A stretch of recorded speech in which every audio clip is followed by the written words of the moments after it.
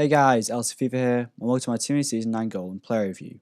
So for any of you that haven't seen my guaranteed Calcio 8 Team of the Season pack opening, go and check that out. I did get 9 goal out of it. Anyway, this is the team I used him in, except for I switched to a 4-1-2-1-2 narrowing game. Starting with Team of the Season Radja in goal, Piszczek, Toprak, Tar and Smeltzer in defence, Matuidi, Strootman, Team of the Season Gomez, and of course Team of the Season Nainggolan in midfield, with Dybala and second in form Icardi in strike. So, looking at Nainggolan, he's 5'9" with high work rates, he's right-footed and has a 3-star weak foot and 3-star skill moves. Just to name a couple of his key stats, he's got 99 attack positioning, 94 shot power, 96 long shots, 93 long pass, 93 interceptions, 99 stamina, and finally 95 aggression. I only used him with a basic chemistry style, as I felt that no particular stat needed boosting more than others. I also plan on using Nainggolan in both cam and sometimes in centre midfield, but I decided to play him in cam for the review, for the sake of getting attacking clips, and so they'd stand out in midfield. I'm going to do this review slightly different by starting with the negatives, because there's barely any. So one of the issues I have with the card is his height. Now although he's not terribly small at 5'9", I will always say that a player can never be too tall. Nainggolan will be challenged by aerial balls from time to time, from things like crosses and goal kicks, which has a bigger impact on the game than you might think. This kind of goes for all players though, you just notice when a player is tall as they stand out and often dominate the field. The next issue I have with him is his 3-star weak foot. It was good in terms of passing and I didn't notice any sort of loss in power or accuracy, but then when it came to shooting it can sometimes be a difference between a goal and a shot off target. He did manage to miss some decent goal scoring opportunities where the goalkeeper saved it or if he just went wide. The next issue wasn't a massive problem for me, but it could be with some of you, which is his 3-star skill moves.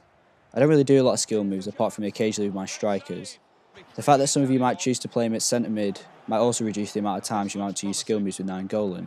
However, it'd be good to have the option of 4-star skill moves to be there if needed, as there is a big jump in what skill moves a player can do between 3 and 4-star. Now the negatives are out of the way, we can get into the long list of positives, starting with his pace. Speed in plays, in my opinion, is nothing but beneficial to your team, and that goes for any position. As you saw in my starting lineup, I was using Team of the Season Gomez in centre mid, because of his pace, dribbling and passing ability. Nainggolan is no different, except for the fact that he's actually a centre midfielder, and his 87 pace at this position sets him apart from most other midfielders in the game. I often just picked up the ball in midfield and just ran at my opponent because people's midfielders and defenders, especially central ones, just couldn't catch him. The next positive is his attack positioning. His stat is 99 and you can really feel this in game. It's rare to see a midfielder making such intelligent attacking runs and it opens up a whole new goal scoring option. His shooting as a whole is great, finishing can sometimes suffer if we shoot on his left foot, but his right foot is as good as an actual striker. His long shots, however, are the best thing about this card. The shot parry he generates isn't like any other player in the game, and if you take a shot more often than not it's either a goal or the keeper parries it. It makes the game more fun when you can just shoot from anywhere in your opponent's final third and you know you're going to have a good chance at scoring a goal. It seriously feels like the two stats are 99, it reminds me of the way Team of the Year Ronaldo shoots. I also managed to score an amazing volley with Nainggolan, and he just blasted it into the top corner, so it's fair to say he's one of the best midfielders in the game for shooting both in and outside the box. Next I'll discuss his passing, which is equally as excellent.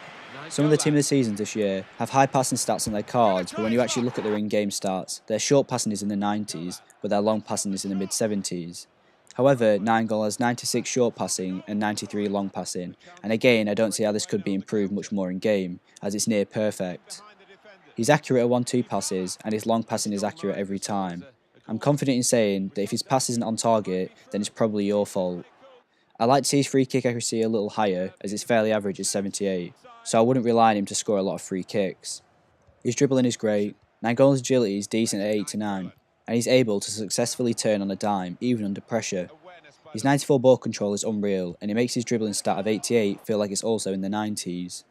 Like I mentioned earlier, I just ran with him straight through my opponent's teams, and his dribbling is the reason why. I could just weave past players and easily change direction I'm running in. He rarely gave up the ball to a bad touch, which for me is vital in a heavily contested midfield. Defending wise, because I played him in cam, I didn't notice a whole lot of. But from what I did see, he was amazing.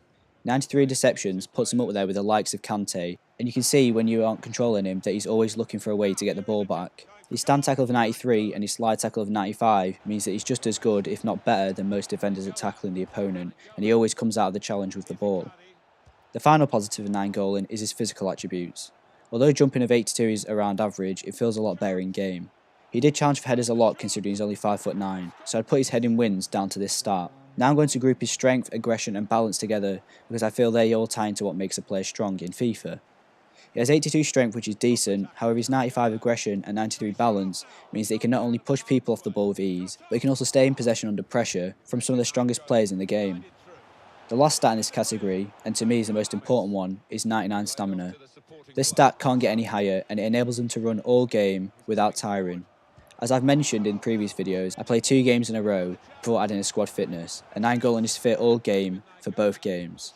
So overall, I'm going to knock 0.1 of a point away for each of the negatives, leaving Nainggolan a 9.7 out of 10.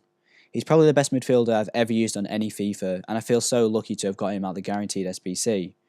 He's a match winner and can literally play anywhere on the pitch because his stats are so high and well rounded, which makes him the ultimate versatile player. Thanks for watching. If you enjoyed the video, please leave a like and don't forget to subscribe. And to request any future content, please leave a comment and I'll be sure to reply.